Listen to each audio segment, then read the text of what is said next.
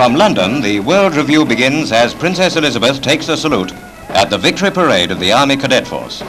Flanked by senior officers, Her Royal Highness watches as 6,000 of Britain's 14 to 18-year-olds march past.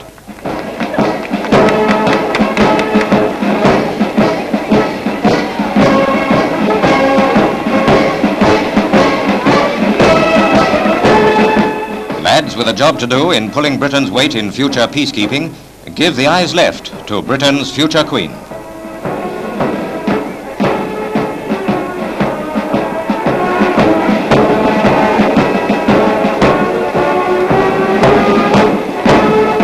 For the marchers and the many thousands who watched them go by, it was a royal tribute to the grand work of Britain's pre-service units.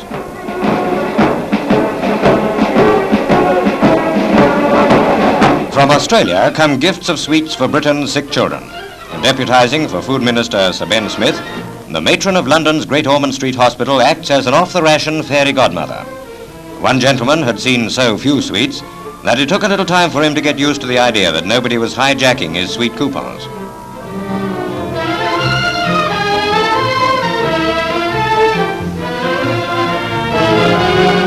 From now on, a lot of Britain's youngsters vote Australia one of the world's nicest countries. Their appreciation says thank you to the Commonwealth's grand gesture. From a Suffolk farm, 15-year-old John Constable Reeve makes news in a Britain which honours John Constable among her greatest painters. Claiming to be a relative, young John's ambition is to be a farmer, and most of his time goes into a hard, dawn-to-dusk apprenticeship to this exacting job on the land. But the paint of the old master seems to have remained in his blood. And when young John Constable Reeve gets a little time off from farmyard routine, he's running an artist's eye over animals and landscapes.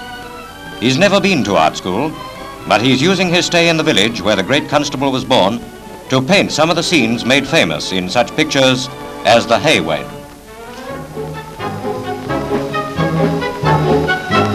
Success came with this picture, now hung at the Royal Drawing Society's exhibition in London. Young John has also followed his master in painting the Sproughton Oak. This work too has been accepted by the Drawing Society. Art experts will keep on encouraging a boy who follows in a great tradition.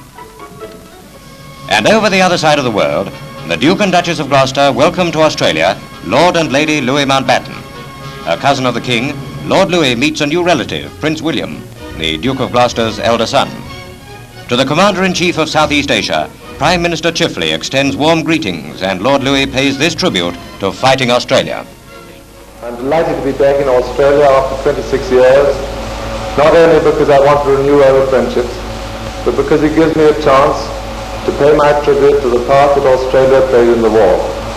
I'm more than happy to be back here once again after 11 years, and I have been so deeply touched at the warm-hearted welcome I have already received. Revolutionary advance in high-speed news reporting as television movie cameras look out from the nose of America's latest in aircraft. So far limited to military use, possibilities open up as Britain waits expectantly for television's much-heralded comeback. At the big test, top-line experts pack in to try out the movable ring camera or the fixed block device. Past the radar-like television antenna, as scientists wait for results on the television screen in a viewing room on the aerodrome. The man doing the work is up aloft with a camera. Here's the television picture transmitted instantaneously.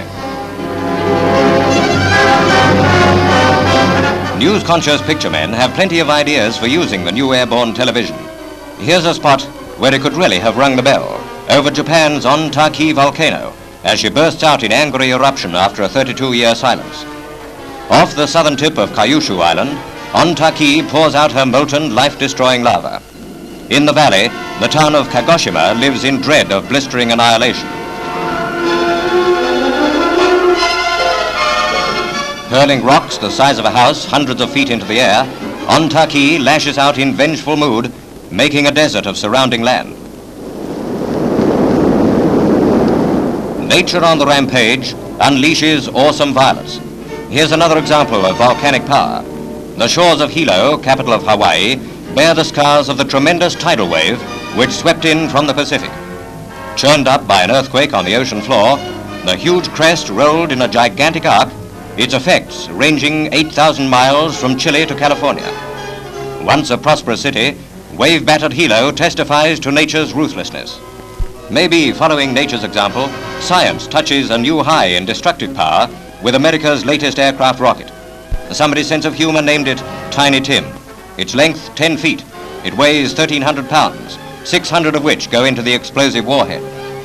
Driven by 150 pounds of explosive powder, Tiny Tim makes the fighter that carries him one of the world's deadliest aircraft.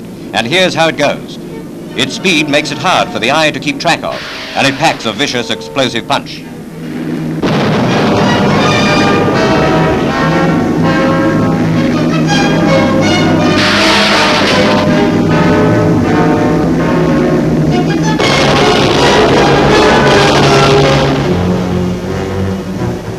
Rushed through its experimental stages in time to get in at Japan's knockout, Tiny Tim now gets a thorough going over. The slow-motion camera emphasizes its sinister, death-dealing power.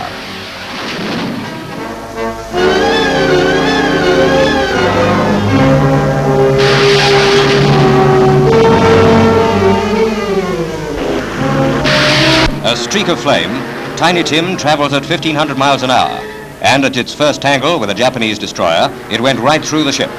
In a world preparing to argue future peace, the Tiny Tim rocket is one more warning weapon, giving a new urgency to the deliberations of the peacemakers.